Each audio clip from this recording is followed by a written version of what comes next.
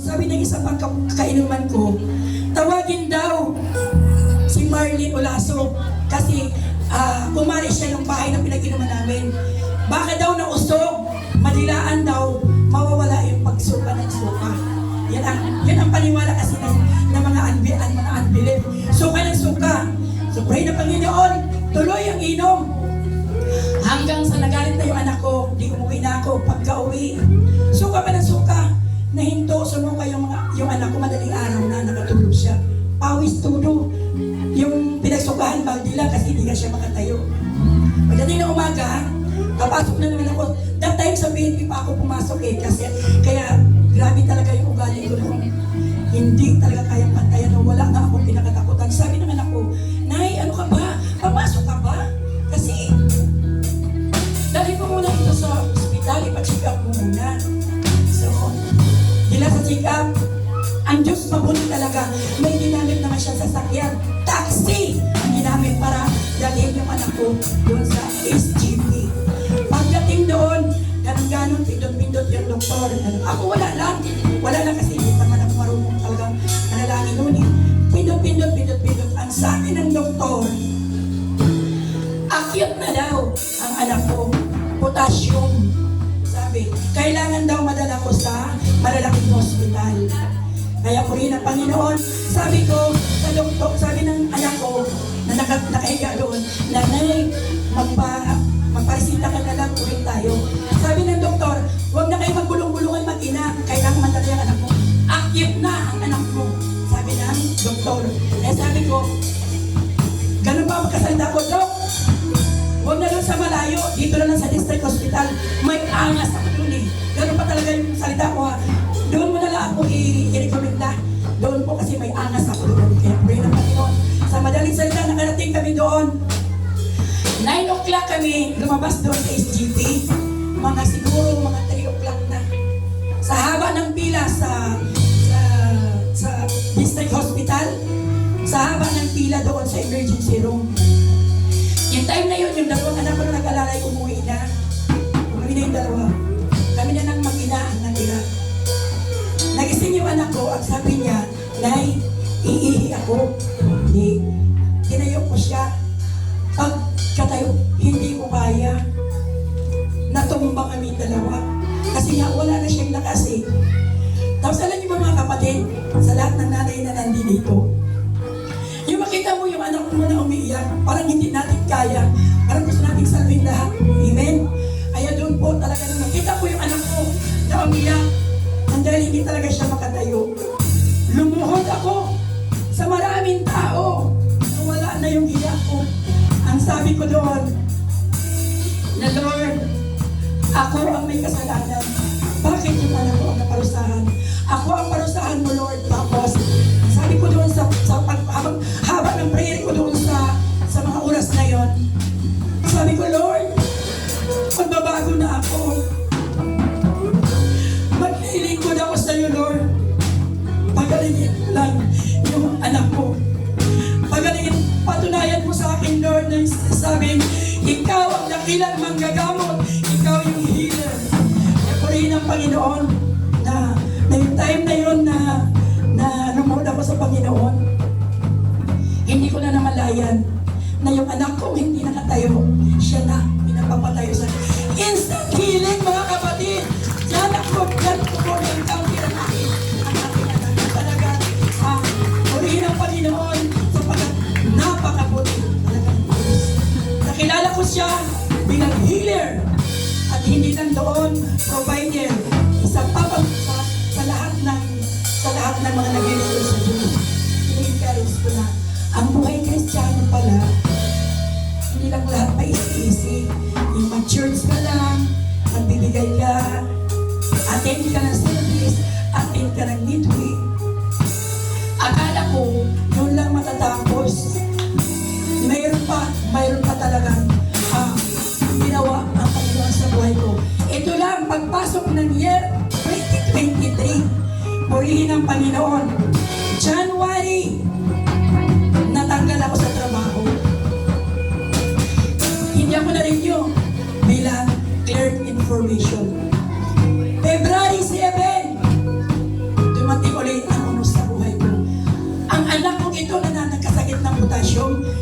ulit ang biglang may pangyayari sa buhay namin na hindi ko talaga sukat akalain. Alas 6 ng hapon, hinabol siya ng mga polis, papasok sa amin. Nagkagulo yung dalawa ko anak, yung bunso ko at saka yung bakla ko. Tinutukan sila ng baril kasi pinapalabas talaga nila yung anak ko. Ako wala pang alam kasi nagpinto ako sa kusina. Paglabas ko, nagsigawan na. Paglabas ko na nangyari. Doon ko nakita, mga pulis pala yung 3 pulis na naka-uniform ng duly tupan. Tinutukan ng baril ang bunso ko, ang bakla ko. Pati ako kasi nandun ako nagtanong kung bakit. Ang sabi, ilabas ko daw yung anak ko. Alam niyo mga kapatid, bagamat nangyari yung gano'n, yung padlock ng pintuan namin, ganito lang yung poste na pinag-anahan ng padlock. Kung talagang walang protection ang Panginoon that time, kaya niya yung baliin. Kasi tinadyakan na nila eh. Kaya nila talagang buksan ang pinto namin. Pero I thank God kasi yung protection ng Panginoon sa pamilya ko, nandoon talaga. Uli na palakpakan mo natin ang buhay na ito. Ibig sabihin, wala akong nangyari. Walang may bumagsak na garin. Walang may nasabahan ng garin. Tinutuloy-tuloy pa rin ang dialogo namin that time. Na talagang pilit nilang pinabuksan. At purihin ang Diyos, that time na talagang ang tatapang ng 3 pulis na yung ang lalaki ng katawan. Hindi nagpatinag ang anak ko. Ang bunso kong anak na si Rofi, nag-pray siya sa karamihan doon sa mga nanonood. Tinawag niya ang Panginoong Jesus, Lord, tulungan mo kami, tulungan mo ang kapatid ko. I-pray ang Panginoon that time. Nananalangin ang anak ko that time. Parang, sabi ng kapitbahay ko, naging tuod ang mga pulis na yon. Hindi na sila gumalaw. Puri ng Panginoon. Pagkatapos noon, tumawag ako sa boss ko na tulungan mo ako kasi kinukuha ang anak ko sa mga pulis. Tapos ang sabi niya, kasi siguro mga 2 oras bago ko binigay. Kasi ang inanak ko, walang kasalanan ng anak ko, bakit ganun?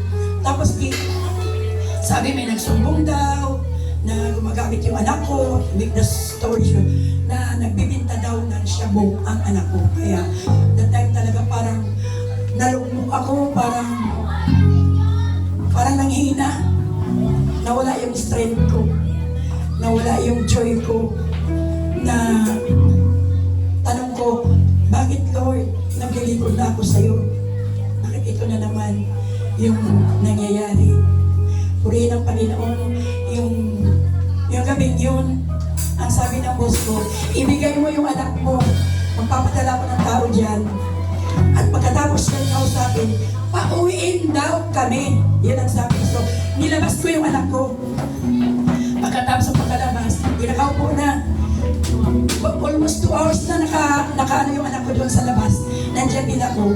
Ang sabi ko, ano pang hinihintay? Bakit kanina parang sirain nyo na yung pintuan namin para madala yung anak ko? Ba't ngayon, nandito na yung anak ko, bibigay ko na sa inyo. Sasama na kami. Ang sabi ng isang pulis, may hinihintay silang media. Sabi ko, ay salamat naman at may darating na media at masabi ko lahat. Sa Dika, Tagalan, dumating nga yung pinangako ng boss ko na pulis na isang mataas na opisyal para kukunin yung anak ko. Pagkaway sa akin ganun, lumapit ako kasi ito yung pintuan. Ito yung anak ko, ito yung pintuan. Paghakbang ko lang ganyan paglapit, nilagyan ang anak ko ng 500 sa bulsa. Sabi ng isang may perang nilagay. Bumalik ako ngayon, kinuha ko yung pera. Sabi ko, bakit niyo nilagyan ang anak ko ng pera? Tapos sabi ng isang pulis, ibalik mo. Sabi ko, hindi ko ibalik. Sabi, tutok ulit. Sige, putok mo. Tapos, sabi, pag itapon ko yung 500, dinalampot din ang pulis, binabalik din. Hindi rin sila nakontento. Dinala yung anak ko doon sa, ng panganay ko. Nilatagan doon ng mga shabu na ewan ko kung saan galing yung mga produkto na yun. Kaya, yung time na yun talagang, sobrang nasaktan ako. Alam niyo mga kapatid pala, pag tayo pala may tinutuwid ang Panginoon sa atin, sometimes, parang hindi natin matanggap na sobrang painful talaga, sobrang masakit, parang hindi mo na kayang mabuhay kasi anak ang pinag-uusapan eh. Nang makulong na yung anak ko, nung hindi naman totoong binigay talaga sa akin, nang makulong ng anak ko, umuwi ako sa bahay, Hanggang sa kinabukasan, dumating yung mga kamag-anak ko. Bukang bibig lahat sila. Puro nila sinabing, huwag ka na umatras. Tuloy ka lang. Kasi sabi nga ng isa kong kapatid na lalaki na, ang lakas-lakas mo kaya sa Panginoon. Pagsubok lang yan, sabi. Hindi ako kumiko that time. Kasi parang punong-puno na ako ng hinanakit yung oras na yun. Magdamag, maghapon. Pero hindi hayaan ng Diyos na manakaw yung joy na paglilingkod ko sa Kanya. Kinausap ako ng Panginoon. Mahal kita, anak. Sabi ng Panginoon sa akin, ang dami-dami ng pagsubok na nalagpasan mo. Nandito lang ako, sabi. I am with you always. Kaya, puri ng Panginoon, yung naging malakas ulit ako. Parang nagkaroon ako ng lakas. Time na yun. Mag-start ng lakad. Siyempre, walang pera. Kasi walang trabaho. Yung wala kong panganay, ang sahod. Parang, yung 1.5 na yun, isang linggo namin yun, budget para sa ating lahat. So, hirap talaga sa paglakad ng mga papel sa anak ko kung paano ko makumplito ang mga hinihingi. God is so good. Pinakita niya sa akin na talagang He is our great provider. Walang laman ang wallet ko kusang dumadating ang mga hinipok, ang mga uwak na ginamit ng Diyos. Kaya nagkaroon laman ang wallet ko at nagtuloy-tuloy ako sa paglakad. That time, habang nilalakad ko yung mga papel, very smooth naman yung paglalakad ko kasi bago ako umalis, layo ng pray, Lord, guide mo ko sa papuntahan ko ito. Nakakuha ko kagad yung papel. Purihin ang Panginoon. Nung iyan na siya, tawag niyan, i-hearing na siya. Nag-request ako ng prayer sa atin sa church, mga kapatiran, na sana magaan lang ang pinataw na kaso. Purihin ng Diyos, mga kapatid. Alam niyo kung anong pinaso ng mga pulis? Section 5 at Section 15. Ang Section 5, mga kapatid, no bail. Walang piyansa ang Section 5. Ang Section 15 niya is 200,000. Sana ko kukuha sa kamay ng Diyos ng mga pera na yan. Nagpatuloy ako sa paglilingkod sa Panginoon. Nagpatuloy. One time, habang nanood ako sa YouTube, nag-scroll ako doon ako napunta. Kapareho nung kaso ng anak ko. Mas matindi yung napanood ko kasi nasa ibang bansa siya. 2 ang kaso niya. Isa, laban sa lahat. Samantalang ako, dito, nagka-problema man. Mayroong mga kapatid na nagmamahal. May mga kapatid ako nagmamahal. May mga nakasalalay sa akin. Kaya, magpapasalamat ako sa Panginoon. Time na yun talaga,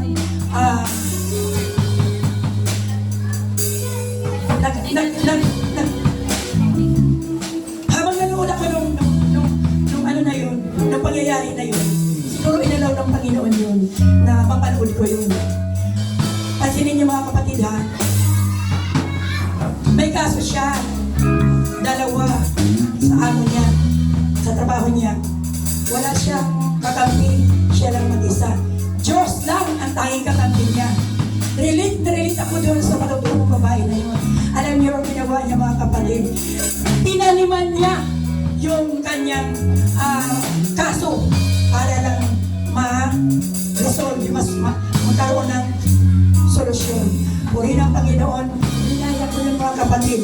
Ang pagbibigay sa Panginoon, hindi yun titinan kung malaki man o maliit. Pagka ang puso mo ay talagang cheerful giver ka, nakalingin ko ka ng Panginoon. Hinaya ko siya. May pamangkin kasi ako na nagbigay sa akin ng pang-VIP sa anak kong nakakulong. Ang ibig sabihin VIP, magbayad ako doon para yung anak ko sa magkaroon ng selda, yung sa taas, sa pangalawa, maayos yung higaan niya. Pero yun nga, nung narinig ko yung testimony na yun, ginaya ko yun. Mga kapatid, hindi ko yung ginaya. Hindi ko inano yung anak ko na magpa-VIP. Bagkos, binigay ako. Purihin ang Panginoon nung talagang nilakad ko na. Kasi, siyempre kabalo na ako. Section 5, no bail. Section 15, 200,000. Taas, kamay sa Panginoon, luhod. Kaya, ang Diyos talaga hindi bigay. He is all-knowing God. God, nakikita ng Panginoon ang lahat talaga sa buhay natin. Kaya, nang umapila ako ng plea bargaining, purihin ang Panginoon. Nagkaroon ng kaliwanagan ang naging kaso ng anak ko. Instead na no bail, ang isa ay nagiging 1 year na lang. Tapos, ay isang taon ay nagwan. At yung isang kaso, nagiging 10,000 na lang. Purihin ang Panginoon. Palakpakan po natin ang ating buhay ng Diyos kung paano talaga siya. Andyan po, tapos na yan, nilakad ko naman yung probation. Sa po, si Pastor Langay ko, sinasabi na tulungan ako na may pag-pray ang anak ko. Kaya, purihin ang Panginoon, yung latest na update ng anak ko, yung 10,000, hindi na daw mabayaran. Pag makalabas yung anak ko, ulog-ulogan na ito. Pero ang sabi, kahit naman kaya po, ang lahat ng buhay ko, binibigay ko sa Panginoon. Mayroon pala mga tayong mga kapatid na may minsan may mangyayari talaga na hindi natin inasahan. Pero bagay ay tinuturo sa akin ng Panginoon dito. Mayroon kasi akong dito ngayon sa takot ni Pastor. Mayroon talaga akong taong pag nakikita ko talaga kumukulog yung dugo ko. For almost 5 years hindi ko siya kinilo. Bakit? Pinatira ko ng bahay, pinasok ko ng trabaho, tinulungan ko lahat sa kanyang problema. Yung bahay ko na walang tao sa kabila, pinatira ko sa kanya. Pero, likas din talaga sa tao na pag may time na natulungan ka, parang maliwala. That time talaga, hindi ko siya pinigibo. Pero, purihin ang Panginoon, nung nakulong yung anak ko, saka kami nagkaroon ng reconciliation. Diba po? Ang hirap pala ng gano'n, diba? Bakit kailangan pang may makulong para talaga mapatawad ko siya. Kaya, sa bagay po sa ating paglilingkod sa Panginoon, hindi pwedeng paisisin. Sa lahat ng pangyayari sa buhay natin, sa lahat ng pagsubok na dumaan sa buhay natin, hindi po kailangan natin malungkot. Diba? Sabi niya sa James 1:2, consider it a pure joy. Sinasabi doon, i-consider lang natin ang pure joy whenever you face trials. Whenever you face trials, so that ang ating daw pong pananampalataya ay magpatuloy, develops perseverance. Kaya po, ang patuloy na paglilingkod sa Panginoon, hindi po basta-basta, hindi po tayo kailangan magpabanjing-banjing. May mga time talaga na itinuturo ang Diyos. Kasi ako, talaga astig talaga ako eh. Pag galit ako, galit talaga ako. Pero purihin ang Panginoon. Nagsisimba na yun ha, pero wala pa talaga yung pagpapatawad doon. Kaya nagpupuri at nagpapasalamat ako sa Panginoon. Kasi every time naman ang mensahe ni Pastor eh, laging pagpapatawad, discipleship, kung paano tayo makakabig ng kaluluwa. And I thank God kasi ang ano ko kasi sa buhay ko, ang mission ko sa buhay ko talaga, bago ako lalabas sa aming tahanan, unahin ko muna yung mga kamag-anak ko na madala ko sa Send the Word of Life Pabahay 2000 kung saan nandun ako. Panginoon, kinalaw ng Diyos na mangyari sa anak ko, may purpose.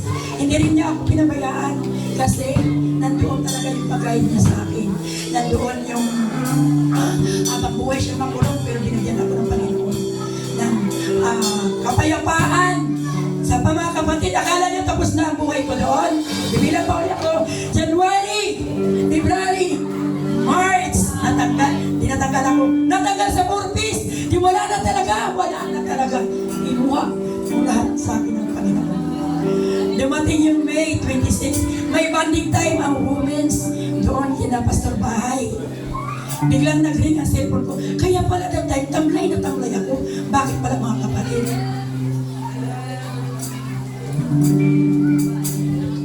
Tumawag yung anak kong gwardiya. Sabi niya, nag-uwi ka. Tapos, Pagdating ko doon sa labas kanay, nandito ako sa harap dyan ng Florida, sa gate ng Florida. Tapos bakit? May ano kami, sabi niya, uwi mo na tayo. Sinat ko Stenenin, uwi mo na ako, may family problem. Uwi ko doon. Alam niyo mga kapatid, hindi ko talaga inahiya na sabihin kung paano talaga yung anak ko na hindi lumaki sa akin, nakulong din doon, kaya nagprobinsya ako. Akala nyo yun lang, ganun lang. Pero,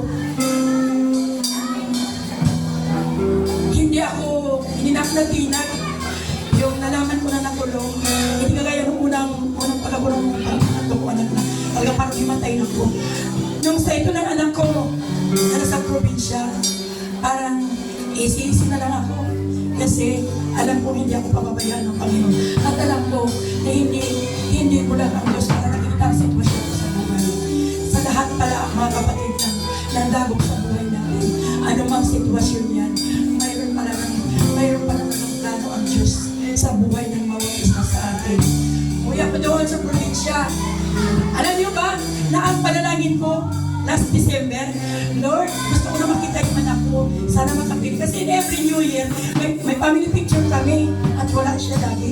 Hinihilit ko. Pero po rin ang Panginoon mga kapatid, unanswered prayer ako. At tinugon man ng Panginoon ang panalangin ko sa isang masaklap na pangyayari. Nasa loob ng kulungan ang anak ko. Sobrang talagang hindi ko pinakita sa anak ko yung iyak ko. Hindi ko pinakita kasi gusto ko nakita niya sa akin. Tumagal ako doon for almost 1 year. 1 month and a half. Tuwing Wednesday ang dalaw ko, tuwing Saturday. Parang nagkamali. When it comes sa morning prayer, umiyak ako pag hindi ako makapasok. Kasi sabi ko, walang signal. Sabi ko, Lord, napalayo na nga ako sa gawain. Kahit pa signal, kahit pa sa akin.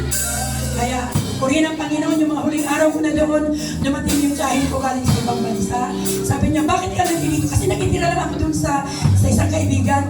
Tuloy niya pumunta sa mga kamag-anak ko, ng mga may kaya. Inuha ako ng tiyahin ko doon sa tinipagan ko at inilipat ako sa bahay. Kaya, noong mga huling araw, nakakapag morning prayer kasi doon ako sa pangalawang palapag ng bahay na. Kaya, tuloy-tuloy na yung pag-atin ko ng morning prayer. Kaya po rin ang mga kapatid ko, ang encourage ko lahat. Kaya sabi ko nga, Lord, uuwi na ako. Kasi, alam niyo ba, na pagdating ko doon, June, tapos umuwi ako, pumalik na naman. Another August, postpone, 2 beses na postpone ang hearing ng anak ko. Pero ang sabi ng attorney, pag may hearing daw ang anak ko, maging acquitted daw yun. Kasi yung parang paghuli sa kanya, tinuro lang siya. May na pulis, yung may karibal, siya anak ng malakas sa pulis na talagang tinuro yung anak ko. At ang testimony ng anak ko na bumili siya ng pagkain ng biglang may tumawag sa kanya na mama, naka-shirt lang daw na t-shirt. Hindi daw siya lumapit, natakot siya paglapit daw sa kanya, tinutunan siya ng maril. Sabay akbay, sabay sinakay sa motor. Pagdating sa motor, dinala sa isang sulong na lugar.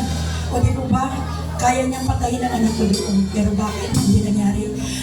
Because God is my protector. Amen? Lagi kong pinagpipray sa Panginoon na let your wings of protection sa buhay ng pamilya ko na talaga i-guide kami at ang banal na dugo ng ating Panginoon i-cover kami palagi. Every madaling araw at bago ako matulog, yun ang lagi ko. Kaya pala talagang dapat pala sa atin magiging mapalalagin tayo. Una-una sa pamilya. Kasi kung hindi siguro ako nanalangin na gano'n, wala na akong anak ngayon. Doon sa pagdala ng pulis, doon sa liblib na lugar, kaya niyang patayin kasi lahat naman ng mga pulis pag pumapatay, lagi sinasabi, lumalaban, hindi lahat totoo. Hindi lahat ng hinuhuli nila ay totoong adik. May mga pagkakataon lang talaga na ginagamit ng influensya. Because we are living in an uncertain world. Amen? Nandito tayo sa makamundong makasalanan. Pero tayo dapat sa ating panahon ngayon, tayo pa patuloy. Sabi nga natin, kung may problema, lahat sa ating mga kapatid magsasabi, laban lang, kung may problema, iyak na. Sabi sa laban lang, mali pala tayo mga kapatid, hindi pala laban. Kasi pag may problema pala tayo mga kapatid, hindi tayo yung lumalaban. Ang lumalaban ay ating Panginoong Hesus. Amen!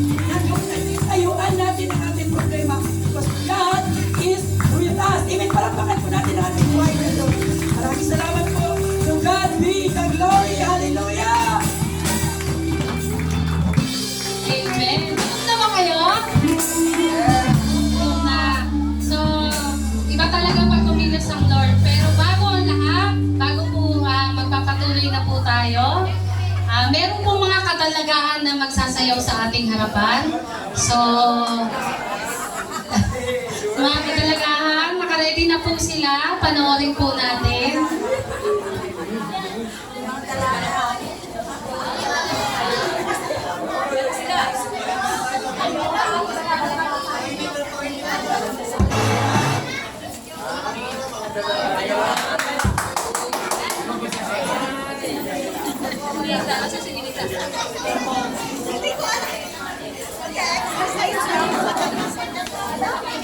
Yun, mga dalaga!